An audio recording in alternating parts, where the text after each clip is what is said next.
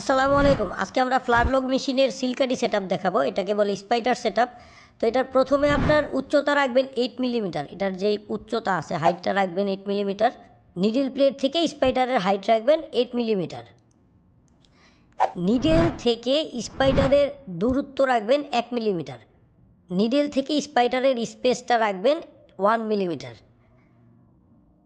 তারপর নেক্সট এই জিনিসটা টাইট দিয়ে দিবেন আপনার যদি কাজ শেষ হয়ে যায়, মানে স্পাইডার এই সেটআপটা শেষ। এখন আমরা এটা লম্বালম্বিভাবে মিলাবো দুইটা সেটআপে। প্রথমটা হচ্ছে 5 মিলি, তারপরে মিলাবো হচ্ছে 17 মিলি। হ্যাঁ, এখানে 4.5 থেকে 5.5 পর্যন্ত রাখতে পারেন। আমরা দেখেন প্রথমটা রেখেছি এখানে 5 মিলিমিটার, আর টোটালটা রেখেছি 17 মিলিমিটার। আমি বোঝাতে চাচ্ছি স্পাইডার যে দুইটা কার্ভ আছে, একটাতে 5 মিলি রেখেছি, আরেকটাতে 17 মিলি রেখেছি। আমি আপনাদেরকে একটু মেপে দেখাবো এটা একটু সেট আপ করার পরে। এই সেট আপগুলো যদি করেন তাহলে সহজে হচ্ছে আপনার সেট হয়ে যাবে। তারপর এই 17 মিলি যদি ঠিক থাকে আপনি চেক করে নেবেন। এটা এভাবে মুভ করে আপনি চেক করে নিতে পারেন স্পাইডারটাকে।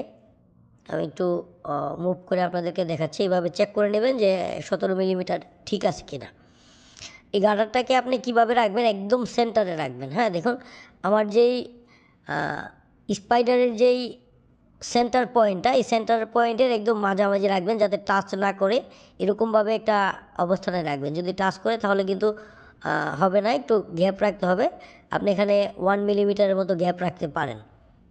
তো আর এটা রাখবেন একদম সেন্টারে। হ্যাঁ, এটা সেন্টারে সেট করে দিতে হবে, এটা আপনাকে মনে রাখতে হবে। সেন্টারে সেট করলে তাহলে আর নড়াচড়া করা লাগবে না, আপনার এক চান্সে সেলাই ঠিক হয়ে যাবে। তারপর হচ্ছে এই গার্ডারটা সেট করার সময় অবশ্যই নিডল বারটা সম্পূর্ণ নিচে রাখবেন।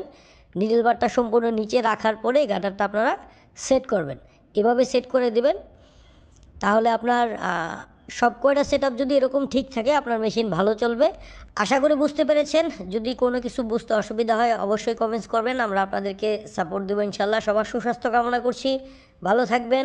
আসসালামু আলাইকুম।